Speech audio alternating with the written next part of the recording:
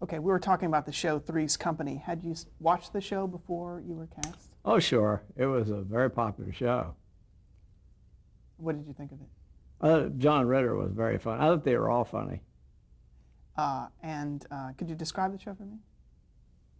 Well, it was John Ritter was claiming that he was gay so that he could share an apartment with these two crazy girls, played by Joyce DeWitt and Suzanne Summers, and their landlord was letting him stay there because of that. And so when I came in, I was sort of an overly officious landlord. What character did you play? I was the landlord, strictly following rules, laying down rules. And it was a very broad comedy show, lots of broad jokes, lots of physical humor. And John Ritter is a great physical comedian who could do great falls. And I found myself doing a lot of falls on the show. Would you describe the show as a farce? Oh, yeah, definitely. Had you done this kind of material before? In sketches, that's what we did. It was really sketch comedy in a way, and I'd done certainly a lot of that. Sure. Can you describe the audition that you had to do, or did you audition? No, I didn't audition. They just offered you the role? Mm-hmm. And what was your contact with those three producers, Don Nichol, Michael Ross, and Bernie West? Well, I never got to know Don Nichol. He died early on. I never did know him. But I worked very closely with Mickey Ross and Bernie West. Bernie West. Can you describe the two of them? Well, Mickey was, I think Mickey was the sort of leader of the two. I think they were originally a comedy team at one time, if I remember right. And they were exceptionally good writers, and they that's what they did. They were really head writers, and they rode hard on their scripts and made sure that Mickey was more the disciplinarian. He was the one who'd come down and raise hell if we weren't, if we were getting out of line or something. Bernie was more passive, but they were good at what they did, and they and their writers came up with fantastically funny scripts. What were the other aspects of Ralph Hurley? He thought he was a ladies' man. He was always out to get some lady. That was his big thing, I think. And talk a little bit about the wardrobe. Well, they had a running gag where he wore these loud, ridiculous clothes, and we had a guy in our costume department. It's his job every week to think up the most outlandish costume he could think of, the loudest colors, the craziest designs. Could you describe the most outlandish costume you had to put on? Oh, I don't know. They were all outlandish. Just real loud, bright blue or bright red or just ridiculous stuff. And what was the audience reaction to? They always loved it. They loved it. It was great to get a laugh just walking out in your wardrobe. Now, this was a three-camera studio audience show. Mm-hmm. So how did you adapt to that? Well, I had done a lot of that, as I said, in sketches, but I had not done much situation comedy that way. And it took me a while to get used to it because you had to hit your marks all the time for the cameras and the lights, and be aware of the audience, be aware of the actors. I mean, you had a lot of things on your mind when when you're doing one of those shows. It looks easier than it is. Did they break it up or did they shoot it straight through? They shoot the whole show. Would they stop if there was any? Oh, sure. If Maybe, there was yeah. a big glaring mistake, they would stop tape. Were most of the episodes, though, run straight through to the end in the shooting? I'd say most of them, but there were times when we'd have problems. My very first appearance on the show, they wrote, my name was Ralph Furley in the show. And they wrote Ralph Furley heavily, of course, the first time to establish his character. And about halfway through the show, I went up stone cold. I mean, I just suddenly didn't know what my next line was. I was so embarrassed because they had to stop the tape. You do that in front of an audience, it's kind of embarrassing. They'd usually say, "There's been a technical problem." Technical problem was my brain. So how long did it take you to get used to doing it? Oh, I don't remember, but after a while I got so it seemed easy. Now, did you do a dress rehearsal? Oh yeah, And was that in front of an audience? no. But we did do 2 shows of that. We would tape it twice with 2 different audiences. Would they take parts of each one? Usually when they edited, yeah. Yeah. And what was the work week like on that show? Well, a lot easier than the Griffith Show. In the beginning, it was we did a 5-day week, but they were easier days. You'd come in and read down the first day and work on maybe some cuts and stuff, and then you'd start to block, and you'd rehearse in the rehearsal hall for about 3 days, and then you'd go on camera.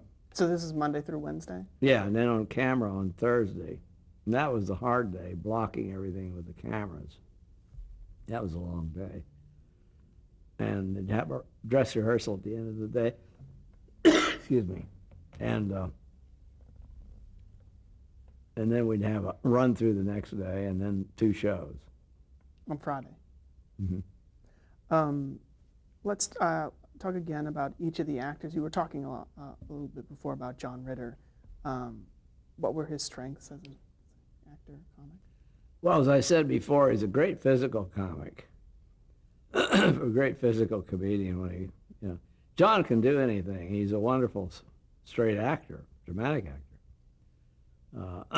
Very talented boy. He's not exactly a boy, but he's extremely talented. Do you remember Great some of the timing. physical comedy you did with him? Hmm? Do you remember some of the physical comedy that you did with him on the show? Well, one of us usually would, sooner or later, would do some kind of a fall. I remember I used to do falls where I would stiffen up and fall back, and the guy would catch me by my head out of range of the camera. And I remember falling back always thinking, I hope he's there. But John could do all kinds of crazy falls. And and also John's very smart. He's a quick learner. And he used to come in when we were supposed to know our lines and run through, and he'd come in and say, I don't know my lines. And he'd start doing this to the script. By the time we actually got up and did it, he knew his lines. Did he set the tone for the set? Yeah, in many ways, yeah. And what was that? Well, he was the star, although they never said it that. But it was really built around John. But the other 2 were the 2 girls were very important. Let's talk about Joyce DeWitt. Joyce is a good comedian, and she could do whatever you asked. I enjoyed working with Joyce. And her character and Mr. Furley, toward the end especially, had a lot of scenes together and a lot of. We always did. Yeah. We worked together a lot. Yeah, very dependable lady to work with. And can we talk about Suzanne Summers? Well, Suzanne was with the show the first season I was there. The second season, she had some kind of a dispute with management, and she left the show. And then they had to bring in a replacement. They brought in two ladies. They brought in Priscilla Barnes, who she was I guess, the replacement. But they had Jenny Lee Harrison was the other girl they brought in. Can we talk about the talents of each of the three and what they brought, starting with Suzanne Somers? Well, Suzanne played the real dumb lady with all the dumb jokes they gave her. I remember when she first left, they decided to try me on some of the dumb jokes. They were surprised that they worked. But she was the great sort of dumb blonde type. And so when she left the show, some of the lines intended for her character were given to you. Yeah. But she was very funny, her character. And Joyce was supposed to be a little more down to earth, but I think Joyce could play straight too, whereas Suzanne couldn't. Her character couldn't play straight. But when Joyce and I would do the scene together, she'd play straight to me usually. I remember lines like, I'd say, I'm never going to take a liberated woman out again. Oh, she didn't let you open the door for you? No. Oh, she didn't let you pay the check? No. She didn't show up. And anyway, jokes like that we did. Talk about Jenny Lee Harrison. Jenny Lee was she was just another goofy one. And Priscilla Barnes was, I don't think Priscilla played the goofy so much. I don't know how to describe Priscilla. She was very funny and very good, but it's hard to describe her character. She was very pretty, beautiful woman. Can we talk about one other actor, Richard Klein? Oh, Richard was played the friend of John, and he was another dependable actor who could give you whatever you needed. Getting back just for a minute on Suzanne Somers' departure from the series, was there ever tension on the set that you recall? I mean, I think she still was on the series for a little while, doing short scenes. Were those shot separately, or? I think they did do one or Like on two the phone. separately, but I don't remember. But there was tension on the set when she left. It was very disruptive at first, but as time went on, it smoothed out. Was it hard to break in Jenny Lee Harrison immediately replacing her? I don't remember. Can we talk about on one episode, Norman Fell and Audra Lindley guest starred? Yeah. Do you remember that episode of Working with Don't You? remember the episode, but I do remember them coming back and doing one. Norman was a lot of fun. Had you worked with them before? Or was it Never had. the first time? Yeah. What were your impressions of Audra Lindley? I don't remember her too well. I remember Norman better. And he cracked me up, I remember. Any specific examples? No, I just remember, thinking he was funny. Do you remember any favorite episodes from the series? Oh, the episodes are harder to remember because they were all, as I said, it was like sketch comedy. We didn't have great stories, you might say. It's hard to recall. I remember one of the falls I remember I had to do was when we had some reason we were in a funeral parlor, and I came, somebody, whether it was John or whoever it was, laid down in this casket and went to sleep. It wasn't one of them. Somebody laid down, and I came in and saw this dead person lying there, and then he woke up, and I remember doing one of those falls where I fainted dead away. But everything was always just knockabout comedy in that show. It was, there were no great stories. Do you remember shooting the title sequence that was shot at the Los Angeles Zoo? Yeah, remember doing that. There were a lot of sort of. And we shot some. Then we shot later on, or I remember which we did first. We shot some at the beach. I remember too.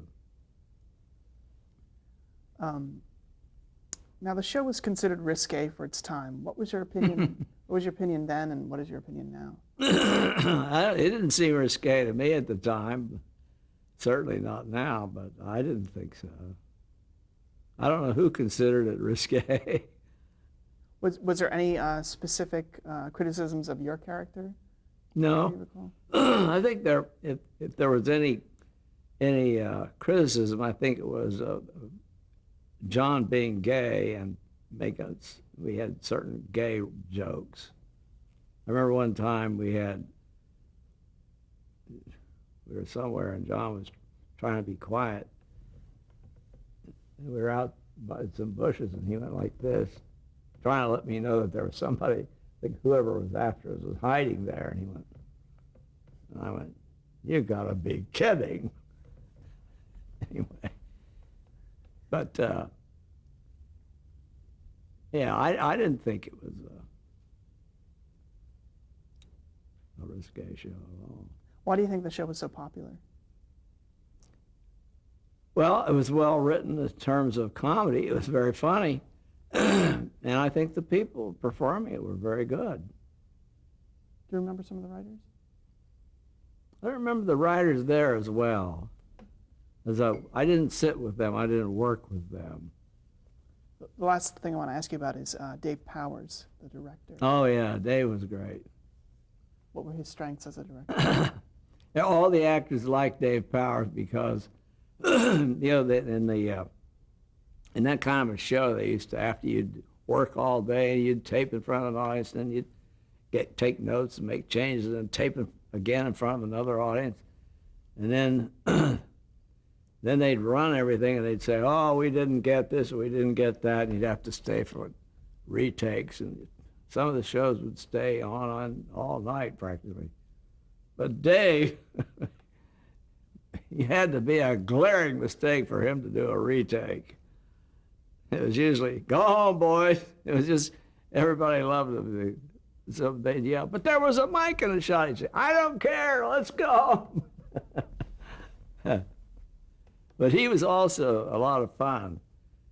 And when I first went on the show, there was no such thing as cue cards or teleprompters on that kind of show. You memorize your lines. And I'd been filled in on Dave, so I decided to have some fun the first day.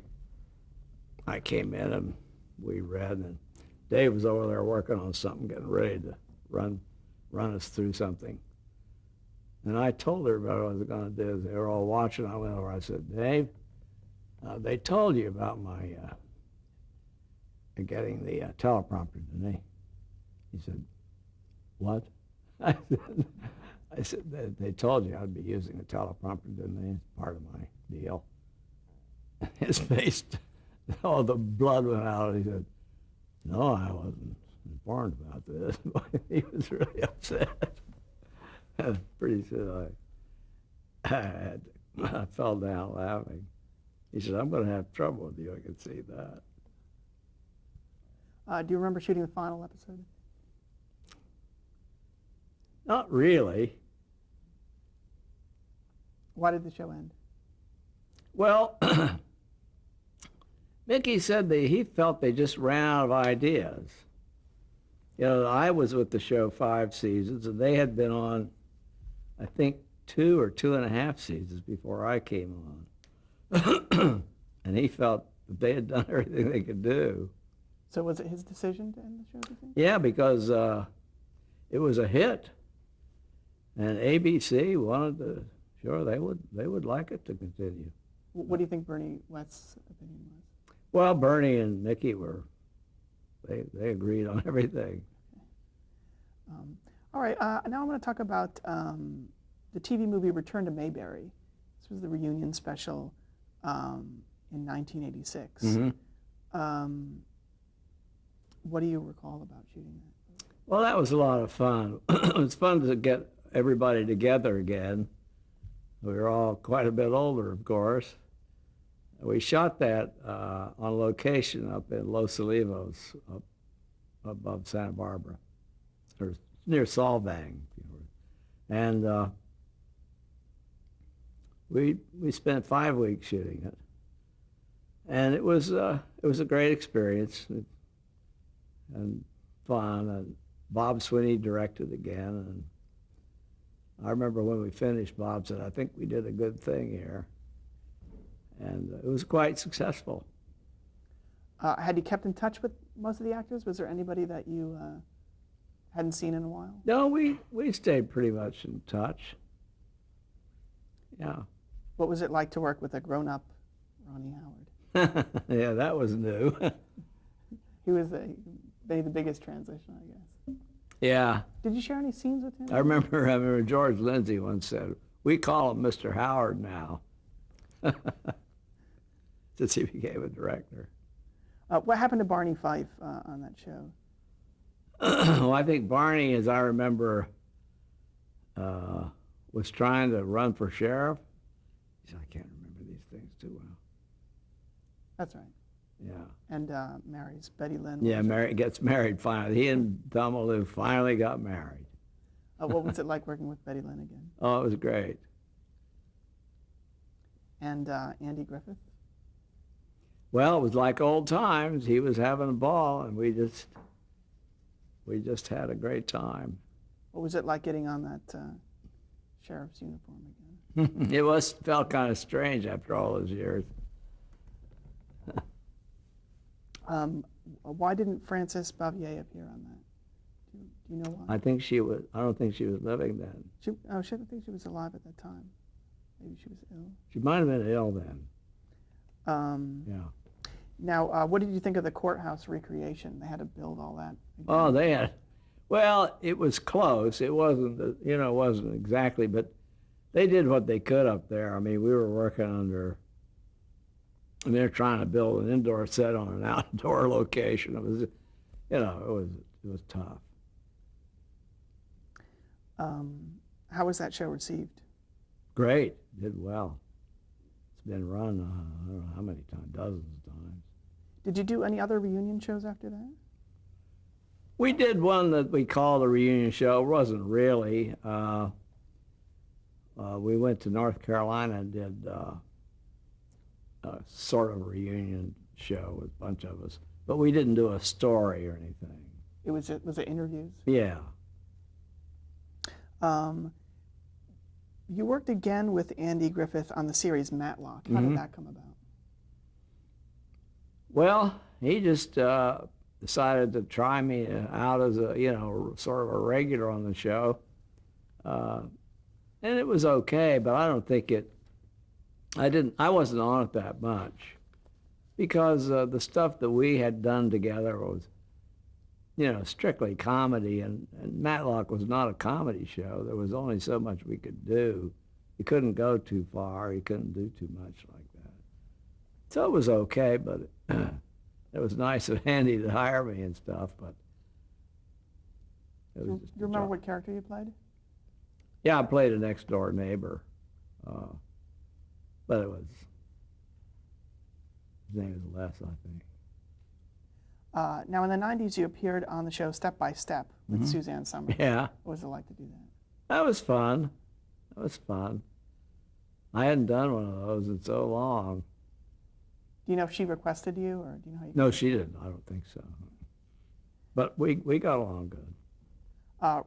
Recently, you were in a feature film that got a lot of attention. Could you talk about working on Pleasantville?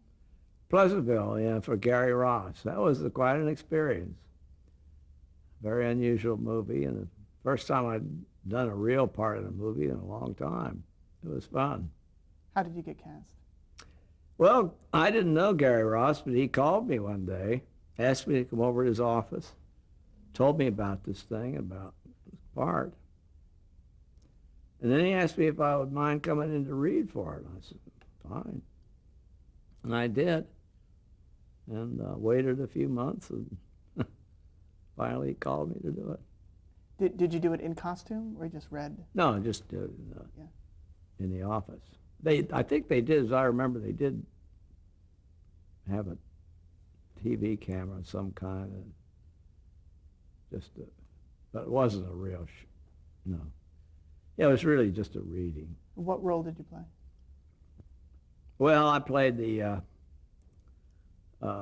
guy, the television repairman who had some mystical powers who could get these people into a television show that they had been watching, and